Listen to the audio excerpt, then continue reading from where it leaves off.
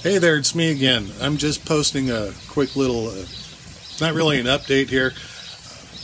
It's more of a follow-up to that video I posted, good grief, I don't know, 3-4 months ago regarding, calling BS on DIY aquaponics being ugly. I've received a lot of comments on that video. I actually can't believe how many views that thing's had.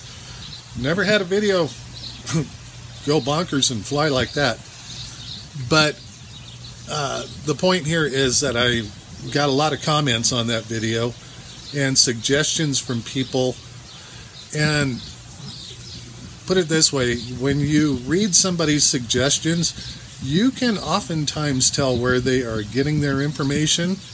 And I can tell that there are a lot of people that are deriving their information from, well, armchair experts or people in various aquaponics related forums on Facebook that are pretty much copy and paste warriors.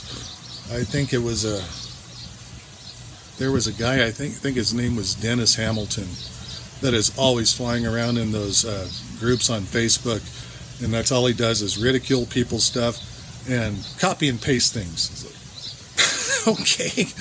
And then other suggestions that I've seen pop up in there are coming from people that are just, they're paying a lot of attention to very well staged videos. Hate to keep kicking a dead horse, but those videos that came out of Wyoming all the time, those were incredibly staged and very well prepared. So I'm going to go through a few things here and point out why you should just be careful where you're getting your information from. Be right back. Okay, one thing that was frequently pointed out to me is the amount of algae in these gutters down here. Now those pieces of gutter guard foam that are in there, they are there to block light to help keep the algae down. If those were not in there, things would be a whole lot worse. But when these suggestions were coming in as to how to control the algae, I kept getting people sharing this video from the guys in Wyoming saying that the way to solve that is to add a bunch of seaweed extract to your water. And if you looked at his gutters, they were all perfectly clear. And yes, I have algae in here too. But you can't add enough seaweed extract to your water to stop algae. As long as you have nitrate, phosphate, oxygen, and PAR lighting. If you know anything about grow lights or plants in general, you'll know what PAR lighting is. If you have those, then you are going to have algae. You might be able to get around it by only using RO water, but if you have an RO filter, you know very well how wasteful those are. You throw away 3 gallons of water for every 1 gallon of water you get out of it. So no, I'm not going to do that. But when you look at that video that came out of Wyoming and those gutters were perfectly clear, it wasn't because of that very minimal amount of seaweed extract he put in his water. That was a staged video. Those were brand new gutters that were put in there before he shot the video. Because anybody who does aquaponics, who actually has hands-on experience doing this stuff, they know for a fact that you're going to have algae. And what they showed in that video was definitely not a gutter that had been there for even a week yet. So be careful what you buy into. It's pretty easy to tell what a staged video is. And if somebody is trying to sell something, there's a very good chance that they're going to put a lot of effort into making everything in that video look real pretty. So that's that. Moving on to the next item. Another comment came in from a guy who clearly has absolutely no experience and told me that if I had any clue at all as to what I am doing, I would take these wicking beds off of this reservoir in the ground and put them on my aquaponics system. Now, anybody who does aquaponics knows how much waste you collect, how much fish waste. Well, here's my sump tank. I have to clean this out every other week, somewhere in there. You see all that waste that's collected down there?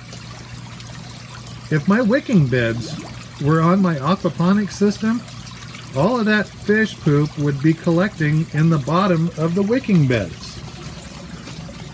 How easy do you think it's going to be to tear these apart and clean out all of the fish poop that's built up in the bottom? So this is an armchair expert telling me I have no earthly idea what I'm doing, because if I did, I would do it his way. All right, now keep in mind, this person also told me that the water that is returning from the towers, that minimal amount of water flow there, I could capture that energy by having it turn a generator and store the power in batteries and then use an inverter to run everything out here. There is no such thing as perpetual motion. You have to put energy into something to get it to move, and what comes back is not going to be as powerful as what you put into it. So sorry, no. There's no such thing as free energy, no such thing as perpetual motion, and no such thing as putting a bunch of wicking beds on an aquaponics system and not having a problem with fish waste plugging them up. Sorry. Lastly, people, beware of those who always insist on trying to tell you how things are going to work. And all they ever provide is copied and pasted material. For example, when I built this, the copy and paste warrior that I mentioned earlier told me my greenhouse was going to overheat.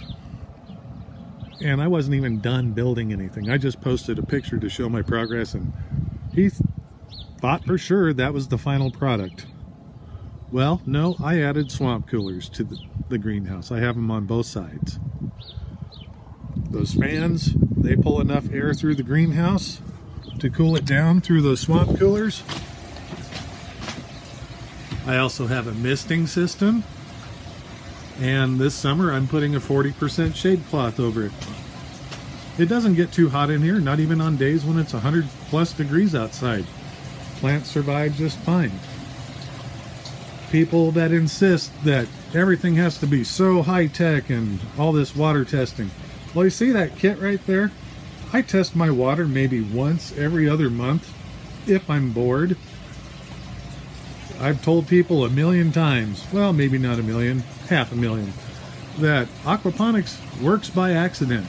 And I'm proving it because I don't have little, pH probes connected to my little computer over there and EC monitoring all this crazy stuff. You can usually tell when somebody is an armchair expert in just repeating what they've heard or read that's come from other, videos or posts from people that have no experience either. Just keep in mind, you really don't have to make things all that complicated for it to work.